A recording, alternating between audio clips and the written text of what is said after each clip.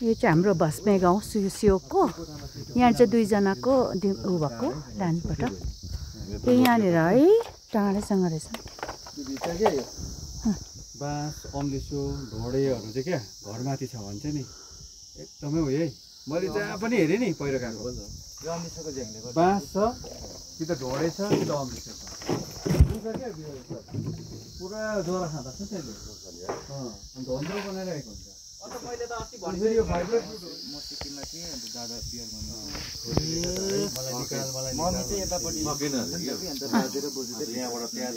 बाजे र बोजू चाहिँ बित्नु भयो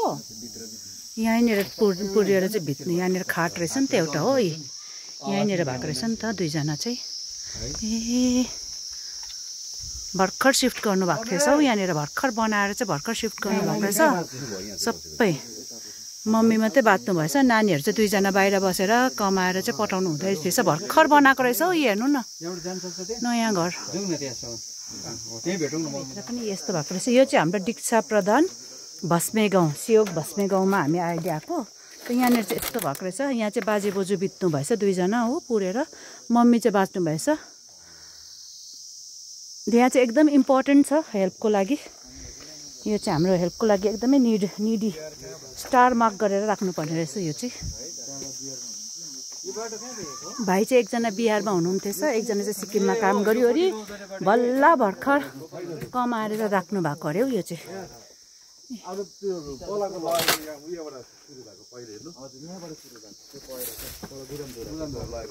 यहाँ चाहिँ हाम्रो दीक्षा प्रधान भन्नुभयो है दीक्षा प्रधान ए यहाँ चाहिँ चुल्हाहरू केही छैन अरे अहिले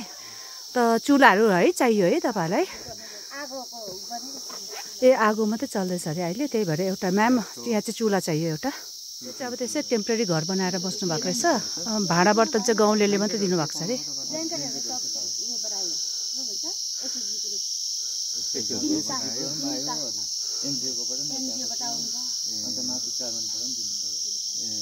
ए भनेपछि तपाईँहरूलाई भाँडा बर्तन एउटा चाहियो है ग्यास चुल्हा बस्ने सुत्ने है खाटहरू ए प्लास्टिक डाइनिङ टेबल के भन्नुभयो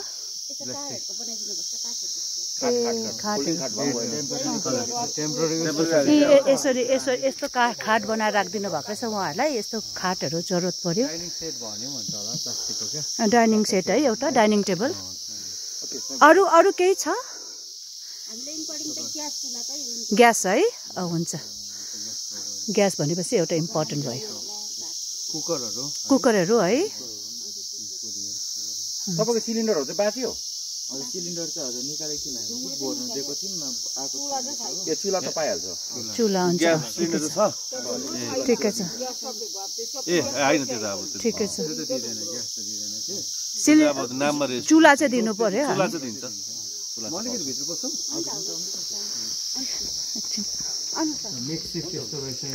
यी अब अहिले यस्तो सानो किचन बनाएर बस्नु भएको रहेछ होइन चुल्हा ग्यासहरू छैन अरे गाउँलेले चाहिँ दिएको रहेछ त्यही त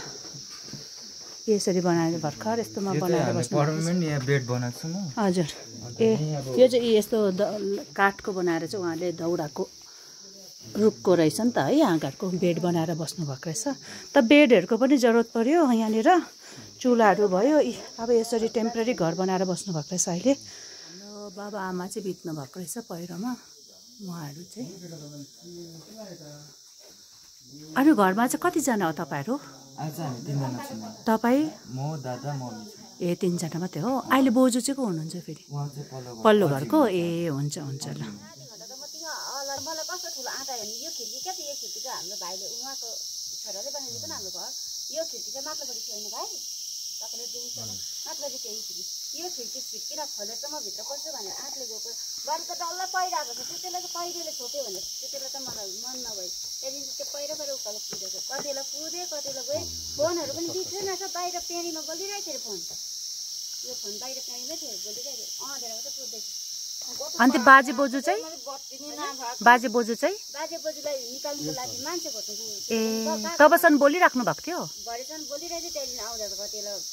के भयो कहिले निकाल्यो पत्ता पनि छैन नि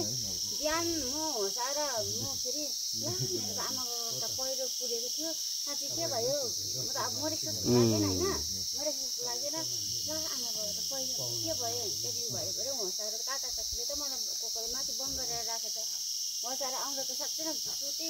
यसो त्यो राख्ने ठाउँ पनि थिएन त्यो पल्लोपट्टि किचनमा नि त्यो ओराको ठाउँ छ नि होइन रहेछ सुताइरहेको छ कि आम्मा त्यहाँदेखि त भएर चाहिँ मरेको पो रहेछ त्यहाँदेखि म त छक्कै पऱ्यो त्यहाँदेखि त अधार भएपछि केही पत्तै छैन त्यहाँदेखि म त चाहिँ दिमाग अर्को भएछ अहिले भर्खर मेरो यो दिमाग पऱ्यो काकाहरूले काकीहरूले 3 जना मात्रै हुनुहुन्थ्यो घरमा 3 जना मात्रै बाबा आमा 2 जना छोराहरू त बाहिर जानुभएको थियो यिनीहरू नै सानो मेरो दीक्षान्त झन् साह्रो ऊ त्यति बेला पढ्दैथ्यो मेरो दीक्षान्त झन् साह्रो सानो कति तपाईँको 18-19 वर्षमा बाहिर जानुभएको होला घरि थियो नि पहिला त हामी त पाल लगाएर बसेको मान्छे हो एकजना काम गर्ने मान्छे हो अब खाँदा ठिकै थियौँ अन्त घरसार बनाउने मान्छे थिएन नानीले अलिअलि पैसा राख्दै भेला पार्दै पाजुले बनाउँदै पाजु भनेको त उहाँ ऊ काकीको छोरा हजुर हजुर हाम्रो भाइ उसले नै सबै बनाइदिएको घरहरू अहिले पनि उसले नै उही नै हो यो घरहरू बनाइदिने हो हामीलाई स्याहार्ने नै उही नै छ हाम्रो सारा नै उही नै हो हाम्रो सारा नै ऊ काकीको छोरा हो ममाइलाको छोरी हो भर्खर त्यहाँ त भर्खर नयाँ रहेछ नि त है भर्खर चढ्नु भएको ए बिचारा मैले हामीले पढाएको बाहिर उयसमा के भन्छ उसले उयसमा काम गर्दै थियो हो बिहारमा काम गर्दै थियो यस्तो घाममा एउटा रोटी खाएर बनाएको घर हो त नि तर घर त होस् न आमा बाउ मर्यो हो त्यही त मेरो स्टुडेन्ट पो रहेछ त मैले पढाएको थिएँ सरले नचिनेको भयो अघि चिनिसकेछ ए हो र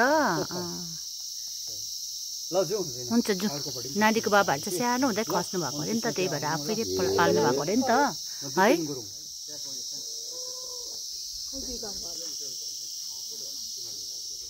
घर त बिचाराहरूको भर्खर बनिएको रहेछ डाङडुङ पुरिदिएछ नि दुइटै भान्सा घर पनि ठुलो घर पनि गोदाम धुराको पहिरो चाहिँ ऊ माथिबाट सुरु भएर डल्लै गएको रहेछ सियोको गोदाम धुरा देख्दैछ ऊ माथि एउटा